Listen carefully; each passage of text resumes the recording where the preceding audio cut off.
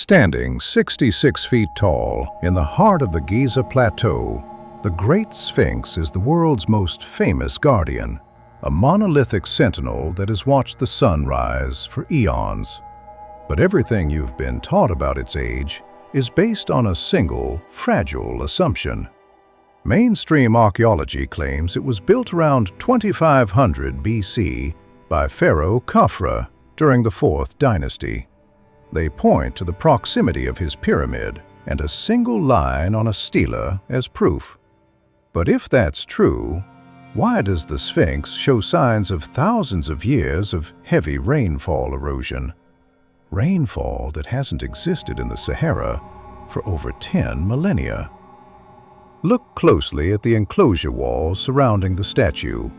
These aren't the jagged horizontal cracks caused by wind and sand.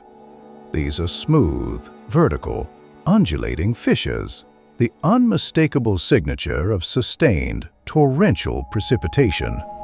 The last time Egypt saw weather like this was during the Neolithic subpluvial, or even earlier, at the end of the last ice age, during a period known as the Younger Dryas. This means the Sphinx wasn't built by the Egyptians of the Old Kingdom. It was found by them, already ancient, already weathered by a climate that had long since vanished. In the early 1990s, geologist Dr. Robert Schoch of Boston University shook the foundation of history. He didn't look at the hieroglyphs, he looked at the stones.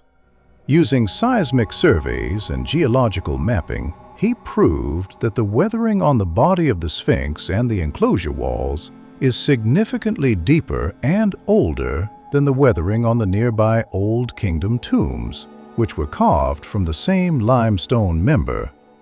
The discrepancy is undeniable. One set of structures shows wind erosion typical of the last 4,000 years. The Sphinx shows water erosion that requires thousands of inches of rainfall. Even more shocking to the eye is the head. It is disproportionately small compared to the massive body. This suggests a massive architectural correction. The original monument likely featured the head of a lion, which was later recarved into the face of a pharaoh, possibly to claim the monument for a newer dynasty. But who originally carved a colossal lion facing the exact point of the rising sun 10,000 years ago? If we look to the stars, the mystery deepens.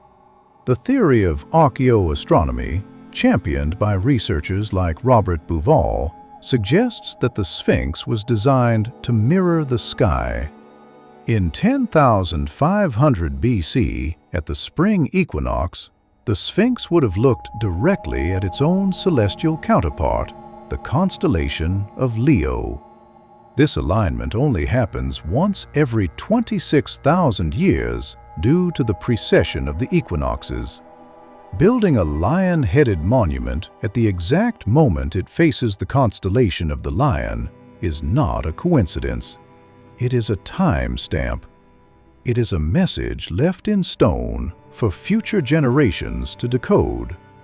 But why is this evidence ignored?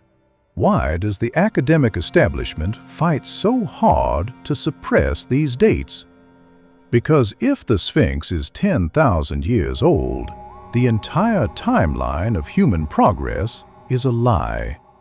It means an advanced civilization capable of massive engineering and astronomical precision existed while we were supposedly still hunter-gatherers. It gets even darker. In 1987, and again in the late 90s, ground-penetrating radar and seismic soundings revealed something the authorities refused to discuss openly. Two large, rectangular, man-made chambers buried 25 feet beneath the Sphinx's front paws. Ancient legends, from the Emerald Tablets to the prophecies of Edgar Cayce, call it the Hall of Records, a library of a lost civilization containing the true history of mankind and the secrets of lost technology. Every time independent researchers or international teams try to gain access or conduct further non-invasive scans, the red tape gets thicker. Drills are stopped. Permits are revoked. Permanent walls are built around the site. What are they protecting? Are they afraid of the objects inside?